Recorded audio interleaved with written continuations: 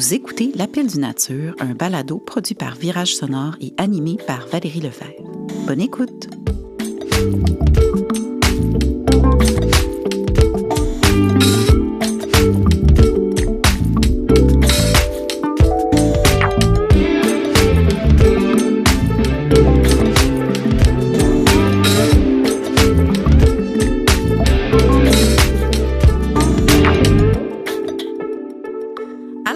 Bienvenue, Véronique. Ça fait plusieurs années, pour ne pas dire au moins 6, en fait, qu'on s'est vu la dernière fois. Oui.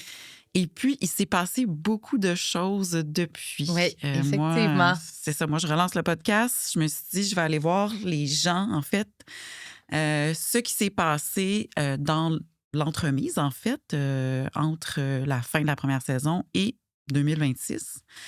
À l'époque, en fait, on avait parlé beaucoup d'environnement avec toi, de permaculture. Tu étais sur le projet de vigne en ville. Tu étais en train d'acheter des cuves pour le chai urbain aussi. Oh my God. Oui. Oui. Et puis, bon, c'est ça, c'était une coop à cette époque-là. Et là, en fait, ce qui est super cool, puis que j'ai vu sur les réseaux, c'est que tu es passée de coordonnatrice à vigneronne. Alors, dis-moi tout, qu'est-ce qui s'est passé depuis 2019, à part une pandémie? Oui, oui. Mais c'est intéressant parce que ça a contribué peut-être à mon changement de carrière parce que j'étais quand même, Vigne en ville, c'était proche, c'était beaucoup au Palais des Congrès de Montréal initialement, mais après, effectivement, j'ai transféré une partie des opérations à la centrale agricole d'Annecy. Bref, ça restait proche et j'étais maman d'un enfant quand même plus jeune, fait que ça fitait. Et au fil du temps, puis là, avec la pandémie, effectivement, mon conjoint s'est mis à travailler à la maison. Et là, de nouvelles opportunités aussi se sont présentées. Mm-hmm. Et en fait, Steve au séjour, qui travaillait et qui travaille toujours au vignoble de la Bauge, en fait, m'avait... c'est une anecdote que je raconte parce que c'est le point de bascule, en fait, du vignoble de l'aventure du vignoble de la Bauge pour moi. Je revenais d'un site et Steve m'appelle puis il dit « Écoute, je suis en train de faire des vendanges au vignoble de la Bauge, tu me croiras jamais, je suis entourée de moutons. » Là, déjà là, j'étais comme, OK. Les moutons, c'est en Europe, dans les vignobles. Il me semble que j'ai pas vu ça passer nulle part. Et c'est un grand enthousiaste, Steve. Ouais. On le connaît. Ouais. Et donc, j'étais comme, tu sais quoi?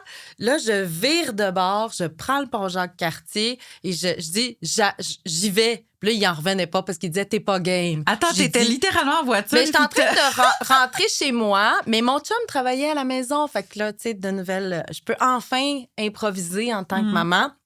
Là, je disais, finalement, occupe-toi de Raphaël pour le souper parce que je rentre pas.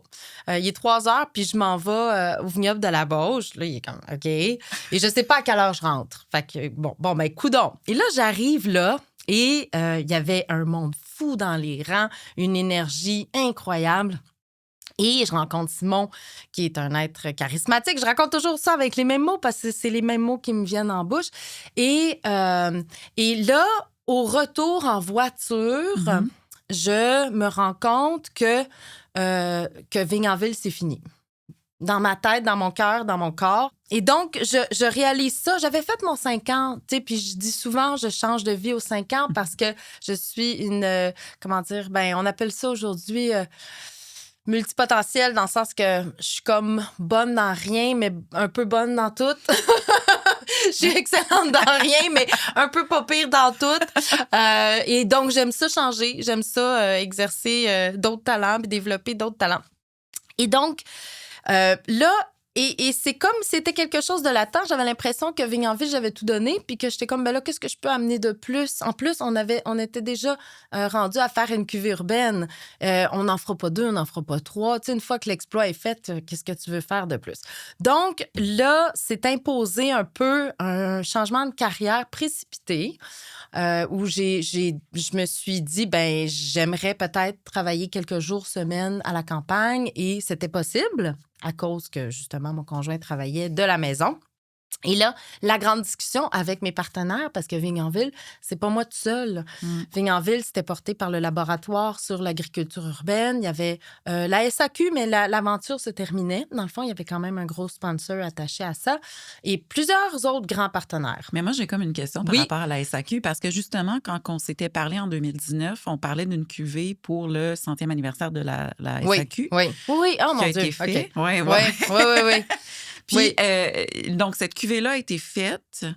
Puis après ça, la SAC, il n'y en a pas eu d'autres. Non, mais je ne pense pas qu'elle a été, publicisée comme étant une cuvée pour le 100e. Je pense que le plan a changé. Okay. Justement, c'est une très bonne question. Est-ce que c'est...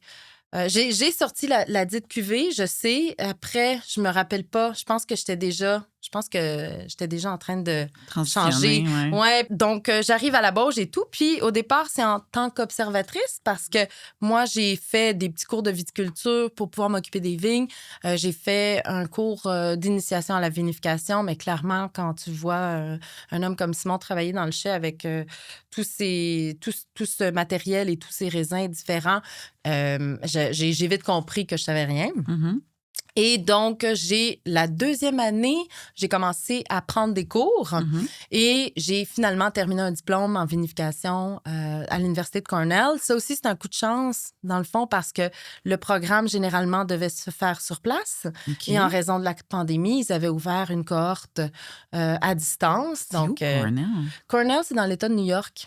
Ah oui. Oui, et donc, c'est dans les deux universités qui travaillent sur les cépages résistants nordiques, ce qu'on appelle beaucoup les cépages hybrides ici, mais qui portent à confusion parce que beaucoup de gens pensent que l'hybridation, c'est quelque chose qui se fait en laboratoire, qu'en fait, c'est des croisements botaniques entièrement naturels. Donc, j'ai pris ce cours, dans le fond, à Cornell, et là, ça m'a donné confiance. Et suite à ça, ben là, Simon a bien vu que j'avais envie de faire mes propres cuvées et il m'a donné une opportunité en or.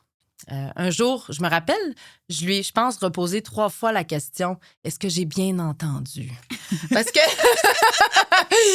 qu'il est arrivé dans le chai et il m'a dit « Ben écoute, je pensais à ça. Est-ce que tu serais intéressé à vinifier tes propres raisins puis en faire tes propres cuvées? » Puis je pense que la première réponse, c'était le silence. J'étais incapable de répondre parce que j'avais beaucoup d'insécurité. Je me suis dit « Oula, attends, là... » J'ai mon diplôme, mais pas sûr là, que je vais vinifier des choses incroyables qui vont s'en aller dans des restaurants ou, tu sais, est-ce que ça vaut la peine que je parte un label à moi? Je pense qu'au départ, j'avais comme... j'espérais qu'on démarre un petit peu de cuvée ensemble. Ça m'aurait comme rassurée. Mais finalement, je l'ai prise, l'opportunité, puis je les ai faites seule, moi-même. Rapidement, plein de gens se sont greffés à mon aventure. Et j'ai fait particulièrement 2 ans avec une équipe de filles super. Audrey Aubertin, Kenza Sassi et Camille Boucher. 3 filles qui, ça aussi, c'est une histoire humaine extraordinaire. J'avais mis un appel à tous pour venir faire du bénévolat, en fait, pour m'aider parce qu'il y avait une année, je pense que c'était 2023, où c'était des gels de printemps successifs. Et moi, je venais de planter aussi, parce que Simon était pas mal smart, là. Il m'a aussi permis de planter avec Steve une parcelle chez lui, dans le fond, qui allait produire.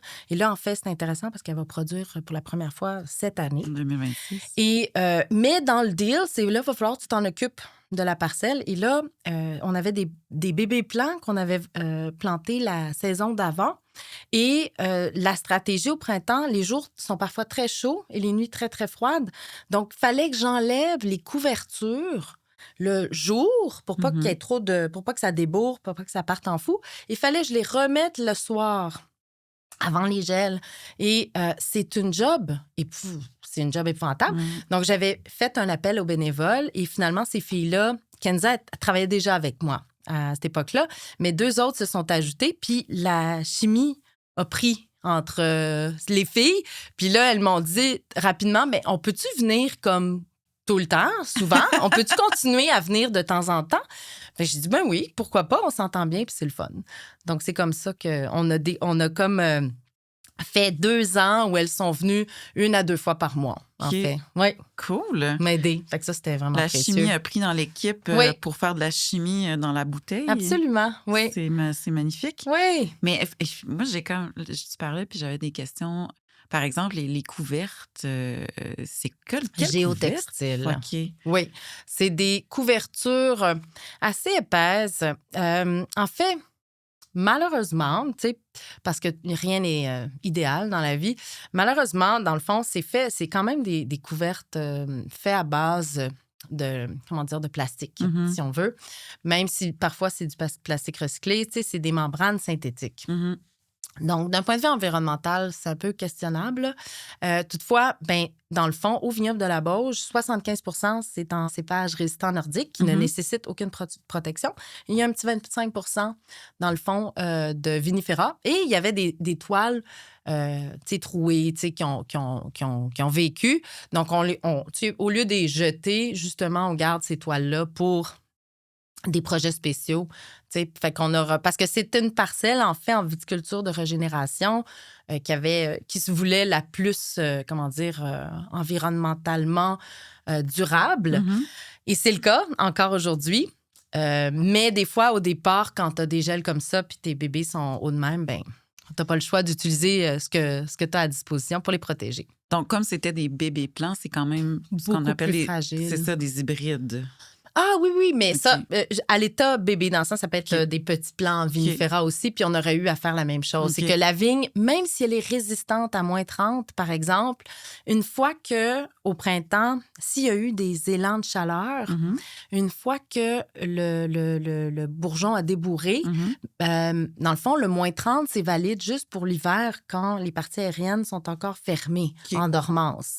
Donc, on a beau avoir des cépages ultra résistants au froid, si c'est le printemps puis qu'il y a un grand coup de froid qui arrive de nulle part, c'est quand même problématique. Les bourgeons, eux, ne survivent jamais à moins 10. OK. Ça commence à être vraiment compliqué, là. C'est comme. En fait, c'est parce qu'il y a les grands froids puis il y a les grandes chaleurs aussi où est-ce que là, ils brûlent. Fait que Oui, Bref. oui, mais ils brûleraient pas, en Non. fait, au printemps parce qu'il n'y avait pas à ce point de grande chaleur. Mhm. Mais ce que ça cause, c'est que ça déroule vite les feuilles à cette époque-là, là, OK. au printemps. Donc, s'il y a une chaleur accumulée, en fait, ça fait que ça continue de pousser. Puis des fois, en 2-3 jours, ben là, c'est devenu une mini-feuille. Mhm. Puis la mini-feuille, elle résiste juste à moins 2. Ah, Fait que là, OK. tu sais, ta fenêtre d'intervention devient de plus en plus petite. Fait que c'est pour ça qu'on faisait cette opération. On est allé dans le champ. Oui. Et les dernières fois, on parlait du chai urbain, justement. Oui.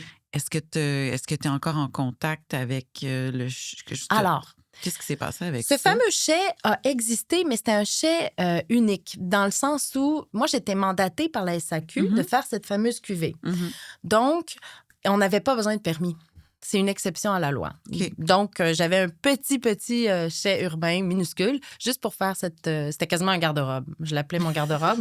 Non, mais c'est vrai, je l'appelais mon garde-robe. Il n'y avait rien de sophistiqué là-dedans. On s'est débrouillé, puis on a fait quelque chose de correct là, pour Fait cette que fameuse il cuvée. n'existe plus, ce chai-là. Non, pas du tout. Non, OK. et en fait, il ne pouvait plus exister non Parce plus. que c'était plus sous le parapluie de la SAC. Exactement. OK. Exactement. Le mandat était terminé. Ouais. Super. Mais là, si on parle du garde-robe Oui. et on s'en va à la Bauge, explique-moi comment, parce que là, on a des cuvées que tu as fait, Oui. tu as planté, tu as expérimenté. Quand tu arrives dans le chai, comment tu as choisi tes cépages? Qu'est-ce que tu as OK. choisi? Comment tu as fait tes vinifs, Assemblage tes ou- assemblages exactement? OK, ben c'est une question extrêmement importante parce que la démarche était unique. Quand Simon m'a offert de vinifier chez lui, c'est Mhm. qu'il savait que je travaillais avec Alain Brault, Viticulture AM, qui est un laboratoire, qui est une pépinière Mhm. pour le Québec de cépages hybrides, mais aussi un laboratoire vivant qui accueille des hybrideurs comme Tom Plucker, qui a fait la Petite Perle, qui a fait plein de cépages importants. Et aussi Mario Clich, qui est dans le fond, avec Monsieur Vandal, avait fait le premier cépage québécois, Vandal Clich. Et aujourd'hui, Monsieur Clich est toujours actif et il a démarré le Saint-Clich, le Clich noir, en tout cas. Non, mais Ah oui, ça, là. du Clich, il y en a plein. Non, ils sont en train de changer les noms, tu sais, mais c'est toujours comme ça, en fait.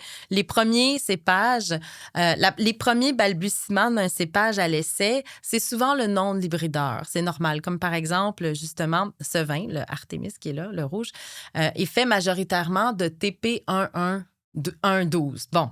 Ah oui, tu m'as parlé de ça hier, Oui. parce qu'on était ensemble Oui, hier. exact. Et la plupart des gens sont comme, OK, pourquoi ce nom si étrange? Donc, TP pour Tom Plucker, dans le fond. Et généralement, c'est donc parce que c'était le premier, la première section du premier rang, peut-être du premier bloc du deuxième vignoble. Je te donne un exemple, OK? Et une fois que l'on a vu que ce cépage-là performait bien, donc il y avait plusieurs personnes qui avaient la tâche de le vinifier, dont moi, et au Québec et en Amérique du Nord. Et là, ils ont décidé de l'appeler Véritage. Donc, Véritage. Donc, une fois que le cépage, on sait que, OK, il est résistant au froid, mais que on est capable de faire du bon vin avec, ce qui est absolument essentiel. Hein? Dans le processus de sélection, il y a beaucoup de gens qui pensent que lorsqu'on sélectionne un nouvel hybride, qu'on va juste évaluer la résistance au froid puis la résistance aux maladies. C'est totalement faux. Non. Est-ce que je peux répéter? C'est totalement faux parce que c'est la plus grosse rumeur. Et c'est tellement... Je suis vraiment contente de pouvoir le mentionner aujourd'hui, dans le sens qu'on dit toujours que le développement des hybrides en Amérique du Nord, c'est fait de façon monogénique et non polygénique. I have news for you, c'était polygénique. Donc, le gène... Mais je vais t'arrêter un moment, parce que moi, j'ai plein de questions. Oui. Bon, premièrement, monogénique, polygénique, je ne sais pas ce que ça veut dire.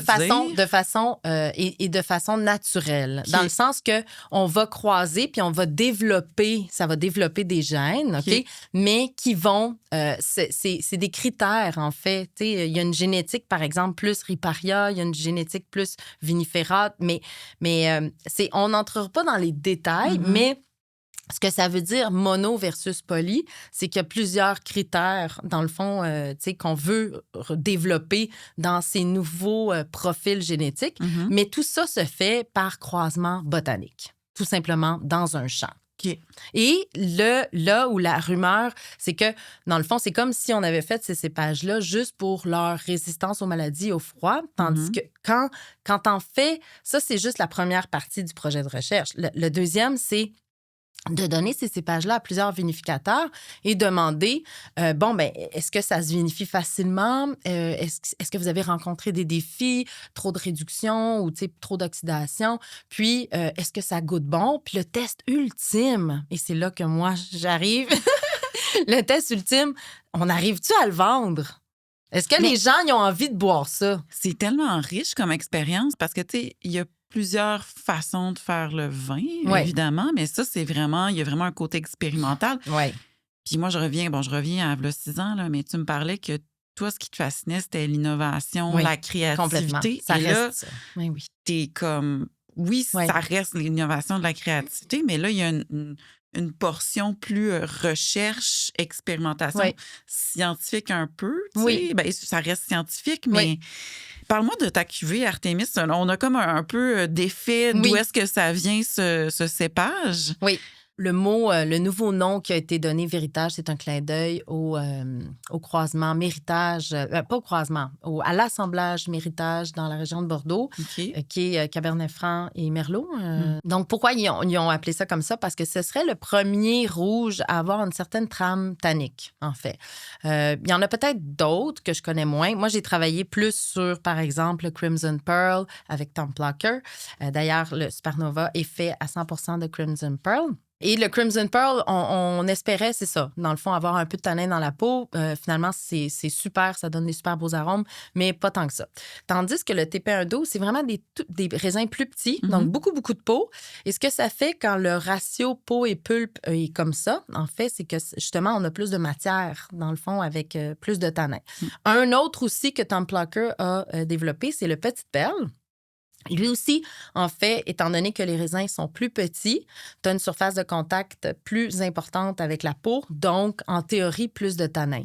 Moi, j'ai beaucoup essayé avec le Petite Perle. Il y en a qui réussissent des choses extraordinaires. Je pense que le Grand Saint-Charles, le Petite Perle, chez eux, ça a l'air de vraiment super bien marcher. De mon côté, j'ai eu moins... Ça marchait moins, on dirait.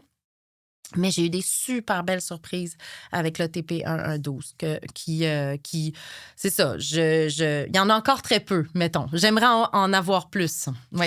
Fait que Artémis, donc là, tu as ce raisin-là. Comment tu le vinifies? Ça se passe comment dans le chai, en fait? Je vais parler plus d'ordre général. OK. Parce que un bon exemple, c'est justement le Crimson Pearl au départ de Tom Plucker. Au début, Tom me dit... Ouais. Lui, il me dit, ce serait intéressant que tu le vinifies de façon bien plate, bien straight. Pas parce qu'il est plate puis straight, mais parce que pour avoir une première lecture d'un cépage, si tu y vas trop funky, ça va être dur de convaincre plein de vignerons, tu sais, assis à une table. Ils vont faire comme, OK, j'arrive pas à comprendre là, tant que ça, ce raisin-là. Donc, j'ai essayé. J'ai fait ce qu'il m'a dit la première fois. Puis, j'ai dû manquer quelque chose à quelque part. Pour vrai, là, je mets pas ça la faute sur le raisin. Non, mais moi, j'apprenais aussi. En fait, moi, c'était nouveau. C'était en 2021. J'avais même pas mon cours officiel. Je comprends pas qu'il m'ait fait confiance de même. Mais en même temps, je pense qu'il y avait pas beaucoup de gens qui avaient envie de jouer à ça parce que t'es pas payé, en fait. Fait que tu reçois des raisins. Et là, c'est comme, bon, ben, gars, bonne chance. Arrange-toi. Voici ta caisse, bonne chance. Non, mais c'est un peu ça. Donc, tu sais, il y a des vignerons qui sont trop occupés, là. Tu sais, ils sont submergés, ils sont quand même pas commencés. Puis au début, c'est des petites quantités, des petites cuvées, c'est très dur à suivre. Puis en plus, moi, je voulais être en nature. J'ai compris que, mon Dieu, des micro-cuvées en nature, hey, c'est quasiment impossible. C'est vraiment, vraiment difficile. Il faut une surveillance constante. Donc, le premier vin, ben, je l'ai présenté à Tom. Il était comme, ouais. J'étais comme, ouais, hein? Pas débile. J'étais comme, fait que là, is it going to market? Non, it's not going to market. Fait que tu vois, ça veut dire que, tu sais, c'est pas une bonne nouvelle, là.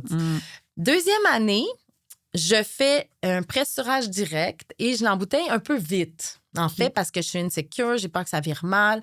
Et là, ça fait qu'il y a un léger perlant, dans le fond, dans le jus. Ça, c'est la deuxième version, mais là, c'était pas mal pareil. Et là, je présente ça au conseil de recherche des vignerons. Tom Plucker est là. Et là, vraiment, là, il trippe. Là, il est content. Et j'ai dit, mais j'ai bien fait, hein, de pas t'écouter. Non, mais j'ai dit, tu sais, je l'ai faite la première fois by the book, mais comme, je suis pas la bonne personne pour donner une recette by the book. Moi, si tu me donnes une recette à suivre, là, ça marche pas avec ma personnalité, là. À un moment donné, je vais improviser quelque part. Mais là, tu vois, j'ai improvisé. Puis c'est aussi, il faut le dire, tu sais, en vinification, surtout dans les débuts, quand tu connais pas tes raisins, quand tu n'as pas de méthodologie propre à toi, ben il y a beaucoup d'accidents, il y a beaucoup d'improvisation. Puis dans mes meilleurs vins que j'ai eus, en fait, il y a eu des accidents pas pires, mais que j'ai été capable de récupérer, tu sais, parce que j'ai consulté des gens, puis j'ai bien récupéré l'affaire. Donc, tu sais, c'est ça. Il faut être capable de se revirer, là, mettons, sur un 10 cents, parce que des accidents en vinif, il y en a, ça arrive. Surtout quand tu commences. Donc, le Crimson Pearl, on a aussi, lorsque c'est pâle comme ça en pressurage direct, les gens ont fait, OK, mais la couleur est comme différente parce que les autres hybrides ont cette tendance à être attirer sur le mauve. C'est le premier qui a une couleur qui ressemble davantage au cépage que l'on connaît de type vinifera. Le client, lui, là, entre le vinifera, l'hybride, il s'en fout.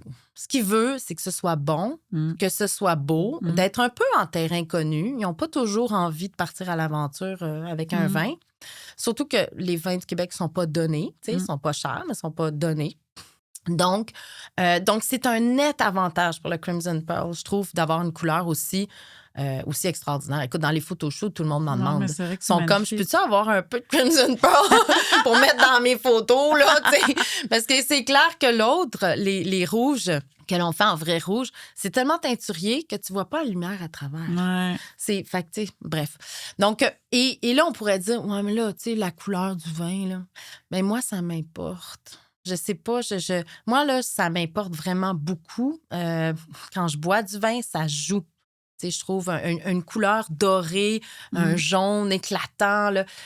Non, moi, les couleurs, c'est super important pour moi. Donc ça, c'est chouette. Ben, c'est très chouette. Puis en même temps, tu sais, tout ton branding aussi est très chouette. Là. Est-ce que tu veux que je te raconte? Ben, on va y revenir. Je suis très curieux. Non, mais allons-y, on est là-dedans parce que... OK. Parce qu'on a parlé de créativité. Et justement, il y a 2 ans, en fait, je continuais d'avoir des mandats avec le laboratoire sur l'agriculture urbaine. Tu sais, avec eux, c'est avec eux que j'ai travaillé initialement pour Vigne-en-Ville.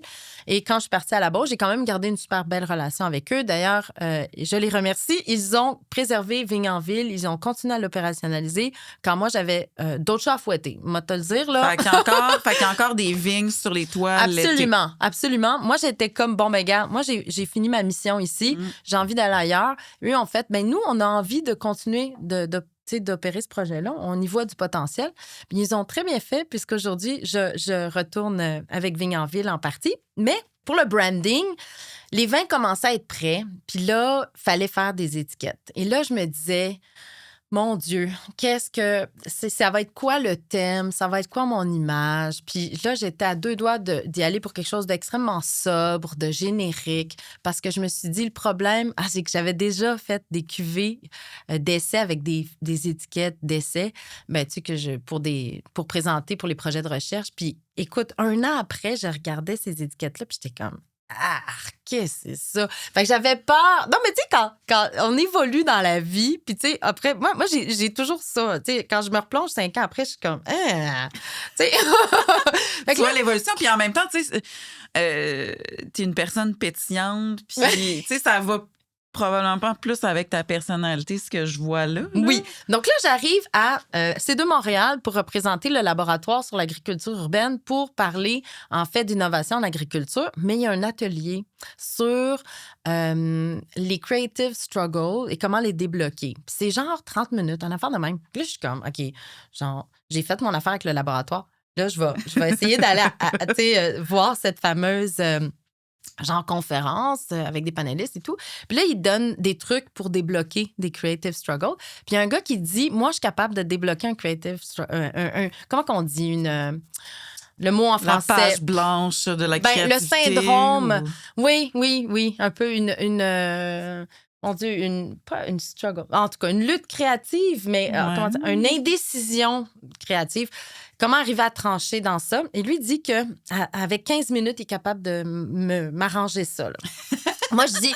Là, je suis comme, bon, encore. Moi, ça fait 1 an que je suis là-dessus, mais lui, en 15 minutes, il va me débloquer, tu sais. Donc, je suis comme, ben, go! Il cherche des volontaires. Je lève ma main, là, très haut. Et là, il me pose 3 questions, je pense. La première, c'était... Est-ce qu'il y a un thème que tu as toujours aimé, en fait, et dont tu n'étais jamais lassé? Et je pense que ça, déjà, en fait, si j'avais été honnête avec le gars, juste quand il m'a posé cette question-là, j'étais comme, c'est bon, merci. OK, bye. J'étais comme, j'ai catché. Non, c'est bon, c'est réglé. En fait, c'était 2 secondes. Bravo, merci. C'est l'espace, l'exploration spatiale. Je le savais. Ça a été là, tellement rapide. Et après, j'ai dit oui. J'ai dit oui, mon Dieu. Là, je lui explique.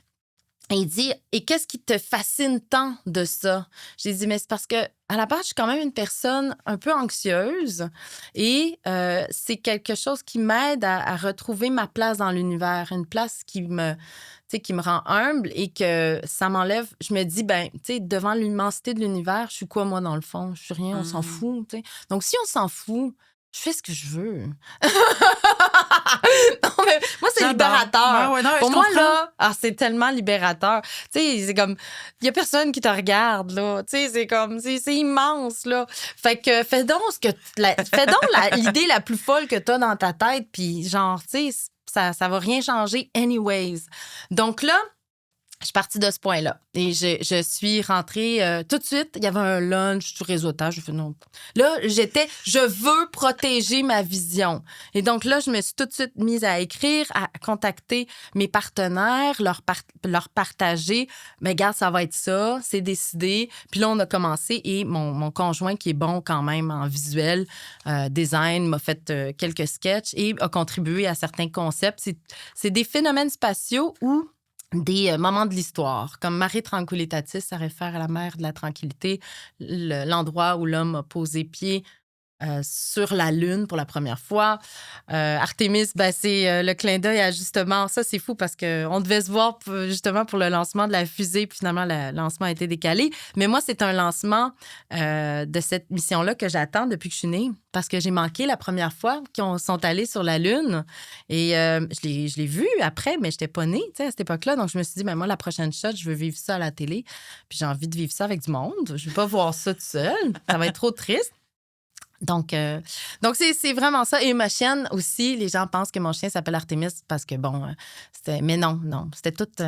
Mais moi, ce que je vois, puis corrige-moi si je me trompe, mais ça parle beaucoup d'exploration. Toujours. Puis c'est aussi ce que tu fais. Non, c'est vrai, T'explores avec... Tu sais, vrai. puis hier, tu nous as fait goûter ta biquette, justement, puis Oui. je te vois qu'il essaie de faire des assemblages. Fait qu'il y a l'exploration comme spatiale, mais il y a l'exploration du vin, puis comment tu t'enlignes avec ça, où est-ce que tu vas, c'est quoi ton nouveau territoire que tu découvres finalement. Oui, complètement. Non, mais ça, c'est clairement ça.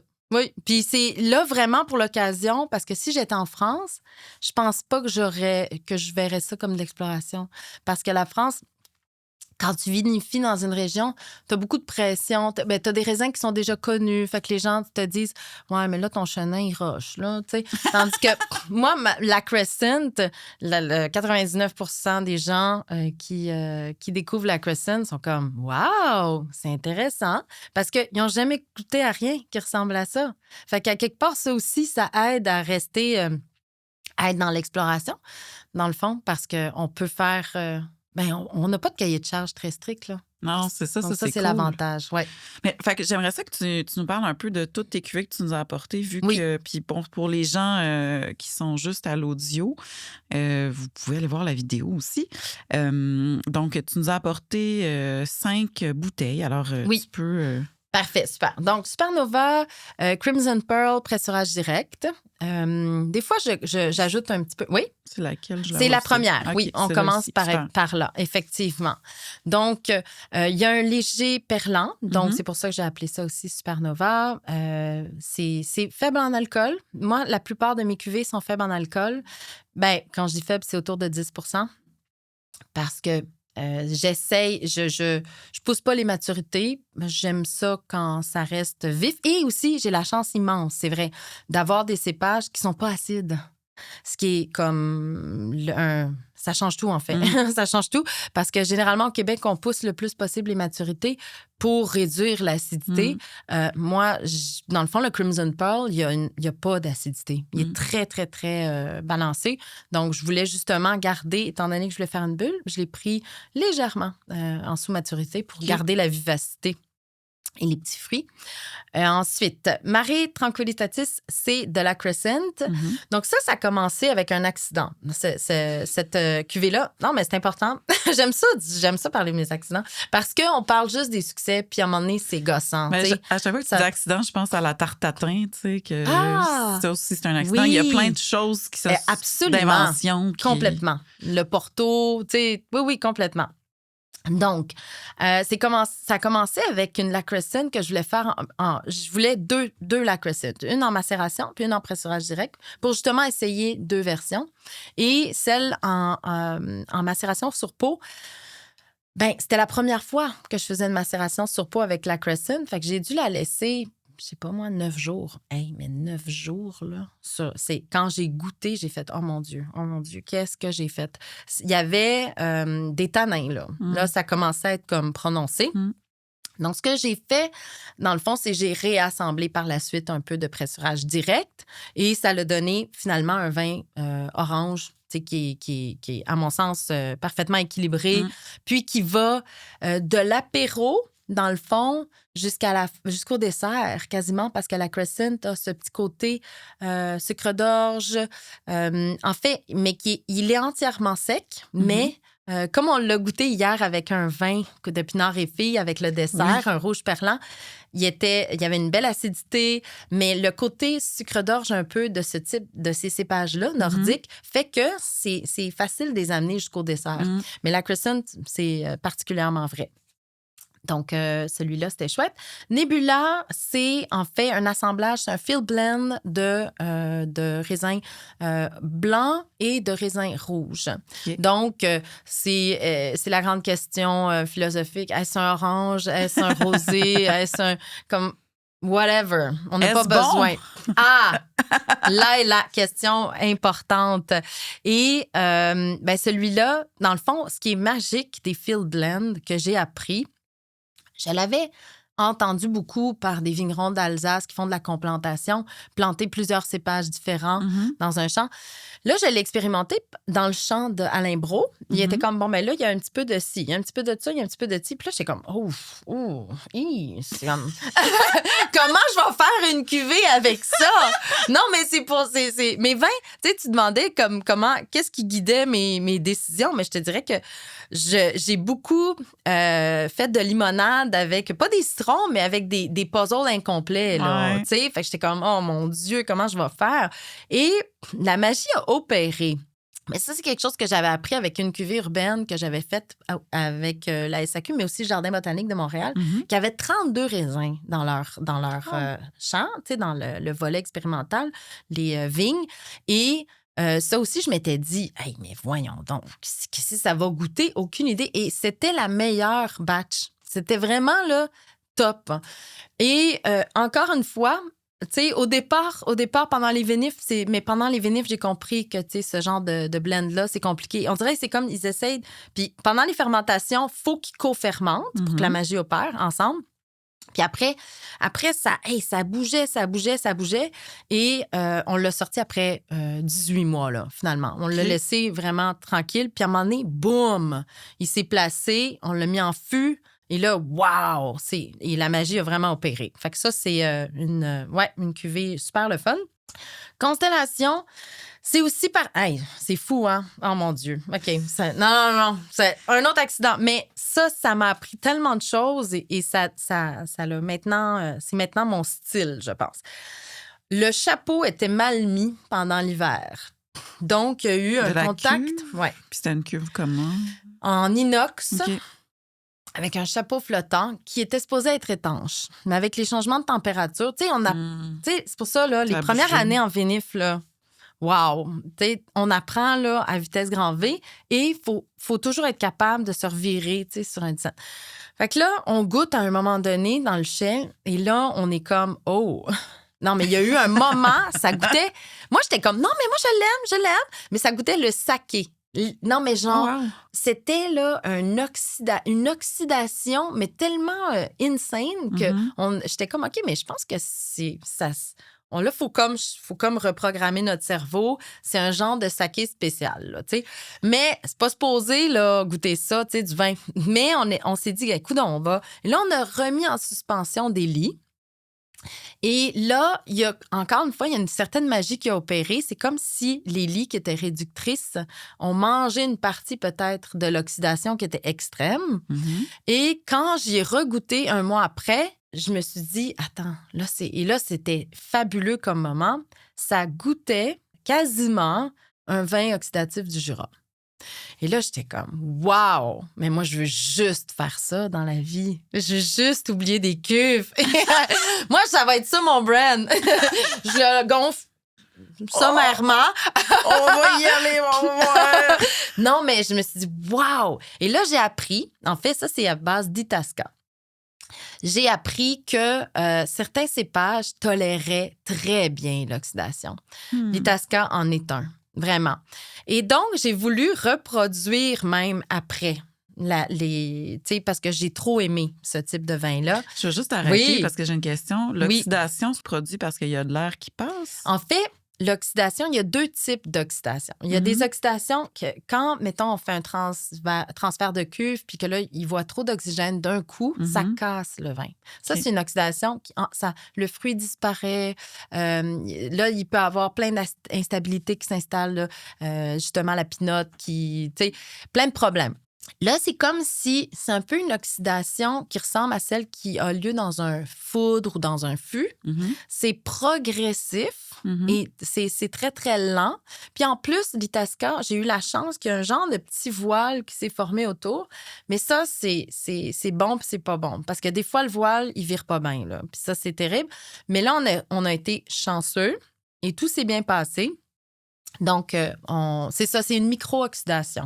OK. Si j'avais... ça s'est fait sur 4 mois. OK. Donc, j'ai essayé de reproduire l'année suivante. Et là, quand on réessaye de l'oxydation par exprès, ben là, tout d'un coup, le vin, il a changé de couleur. J'étais allée trop loin. Là, j'étais tentée de faire, oui, mais si je peux pousser un petit peu plus, mon côté expérimental de je refais jamais 2 fois la même chose, il faut toujours que j'aille plus loin. Fait que là, j'ai poussé l'oxydation et là, la couleur a changé. Et là, j'étais tellement découragée. Et là, j'ai une autre belle anecdote parce que moi, je suis entourée de super humains qui viennent comment je peux dire, me redonner de la lumière ou de l'espoir quand moi, j'en ai plus des fois. François Morissette vient chercher des bouteilles chez moi parce qu'il veut déguster, tu sais, puis il est fin, tu sais. Et là, il dit, t'as-tu quelque chose à me faire goûter? Puis, non, en fait, c'est que je lui dis, tu devineras jamais ce qui m'arrive. Puis là, je raconte parce que je me dis, ben, tu sais, ces gens-là, ils doivent avoir vécu des choses comme ça, tu sais, juste quasiment pour du réconfort, là, parce que dans ma tête, c'était irrécupérable. Et il dit, non, mais je veux y goûter. Je dis, je peux pas croire, je veux pas te faire. J'ai dit, je vais pas faire goûter à François Morissette de Pearl Morissette mon projet raté, là. Genre, ça va être ça, le premier vin que tu goûtes de moi, ça va être un projet raté. Mais là, j'ai passé par-dessus mon orgueil, puis je me suis dit non. Véro, il y a quelqu'un de compétent, tu sais, je veux son avis. Tu sais, des fois, il faut être game aussi pour aller chercher de l'info, là. Et là, j'ouvre le vin, et là, il me dit, mais voyons donc. Mais là, c'est pas raté, ce projet-là. Voyons donc. Il dit, il y a du fruit. Il dit, explique-moi exactement ce que tu as fait. Fait que là, j'y explique, mais il dit, mais dans le fond, tu as fait un ratio. Puis là, je dis, oh my. Fait que dans le fond, j'ai poussé l'oxydation un petit peu plus loin. Et on s'est rendu à l'étape un peu du rancio. Tu sais, ces vins du sud de l'Espagne qui ont vu du soleil, qui ont vu de l'oxygène, ils ont tout vu. Mais que finalement, on dénote un peu de noix, tu sais, de brioche, mais pas comme le champagne, mais c'est vraiment un profil moins sur le fruit. Mais il disait, mais t'as encore du fruit. Ce vin, il est pas mort. Il est même...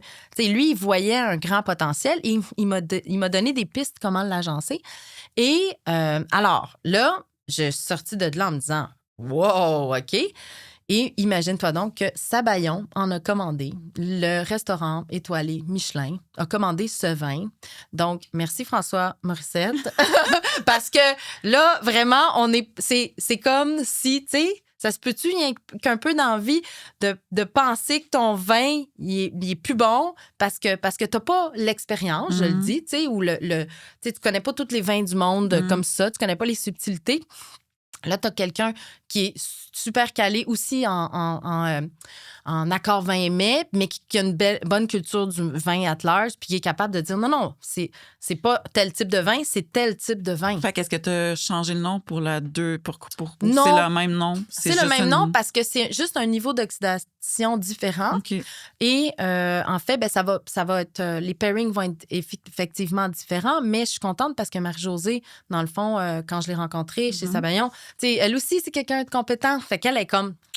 Je sais, tu sais, exactement où le mettre, ce vin-là. Ouais. Fait que c'est fabuleux de travailler avec des gens comme ça. Ouais, ça change la vie. Moi, je t'entends, puis tu sais, on a parlé de Artémis, évidemment. J'ai l'impression que chaque fois que tu fais un vin, c'est comme un nouveau projet. Puis moi, ma question philosophique, c'est peut-être que tu changeras pas dans 5 ans de faire les choses parce que tu changes à chaque année.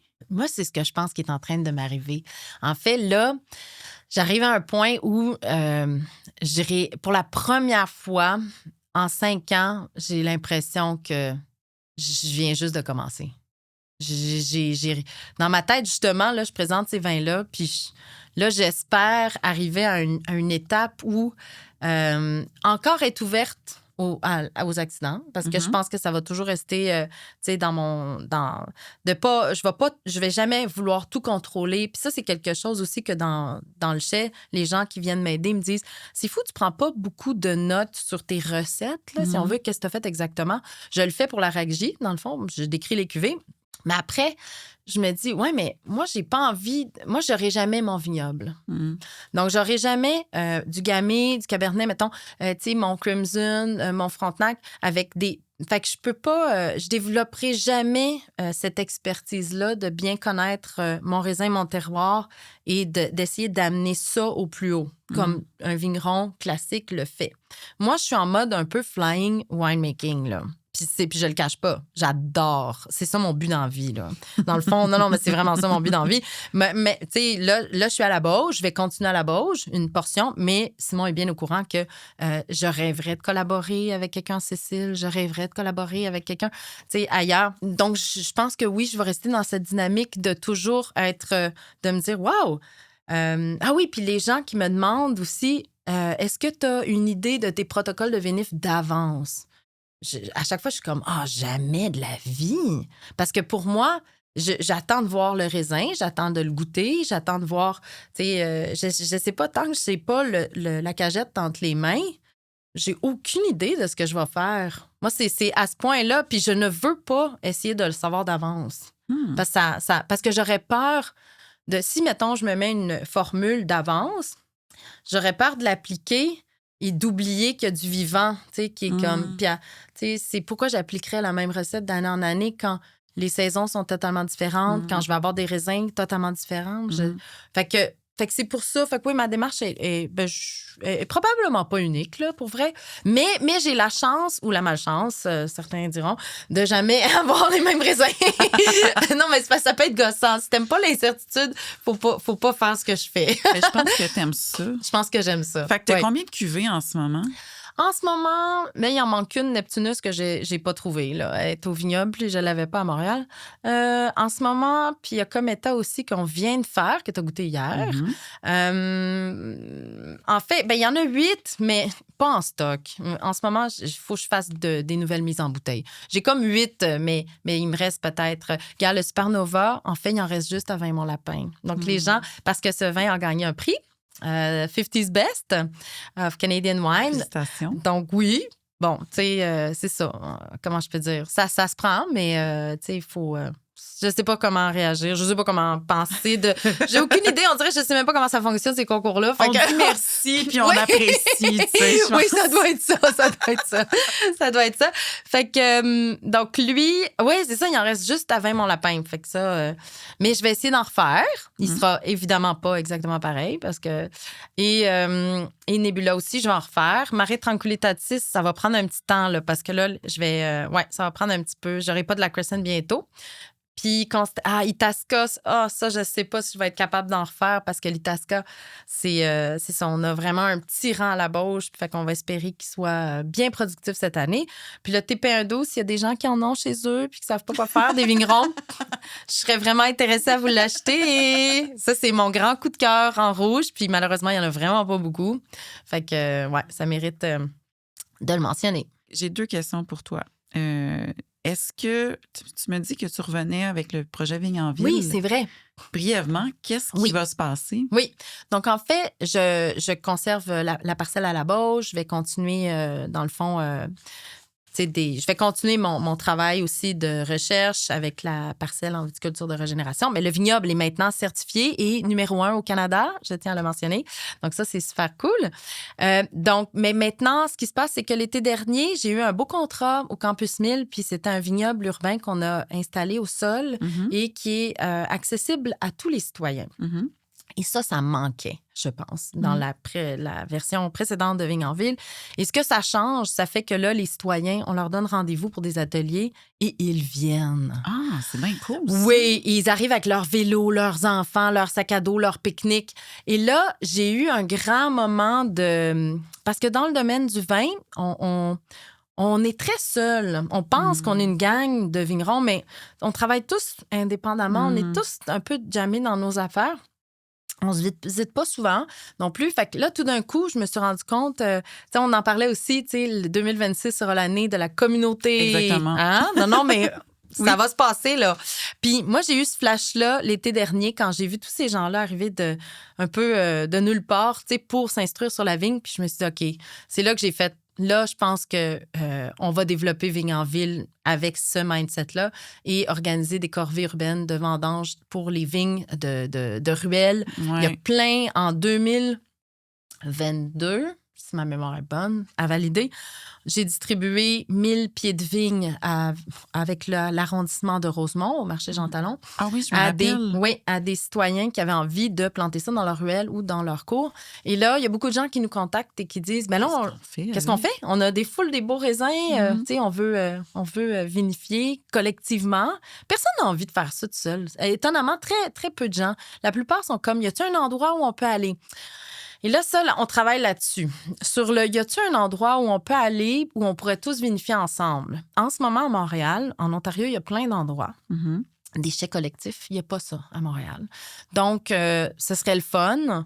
Je ne sais pas si ça va être possible. Je ne sais pas comment. Donc, c'est à suivre. On a semé une graine et puis... Oui, vraiment, mais ce serait... Vigne en ville se transporte dans la communauté. Finalement. Complètement. Puis si on n'arrive pas à vinifier ensemble, ben au moins, on sait que légalement, on peut presser ensemble du raisin dans des ruelles et tout le monde part avec son bidon et eux feront les vinifs chez eux. Puis on peut, tu sais, avec les réseaux sociaux puis tout ça, suivre ces gens-là. Ouais. Donc, définitivement, on part vers le communautaire pour mon plus grand bonheur. Ouais. Super. Oui. En terminant, on trouve tes vins où? Alors, donc, jamais on va trouver tous les vins à la même place parce que c'est des micro-quantités, toujours. Mais donc, le Supernova, il y en a encore au vin Mont-Lapin. Le Marie Tranquillitatis, il y en avait au réservoir. Le Nebula, il y en a beaucoup, beaucoup parce que je viens de livrer. Donc, ça, c'est chouette. Aux Fleurs et Cadeaux et Sans Soleil, le bar. Constellation, la version Rancio se trouve chez Sabayon. Et Artémis en exclusivité chez Polari. Bar à vin Polari. Tous des endroits formidables. Oui, absolument. Hey, on conclut là-dessus. Je te remercie énormément. Merci à toi, Valérie, pour la belle opportunité parce que c'est le fun des entrevues. Dans le fond, c'est un exercice intéressant, tu sais, 6 ans après. Oui. Hey, non, mais c'est le fun. Le monde du vin au Québec a tellement évolué depuis 2019. Vraiment. Et c'est ça que je trouve vraiment intéressant de revoir les gens que j'ai rencontrés en 2019 maintenant. Merci. Super, merci. Bonne fin de journée.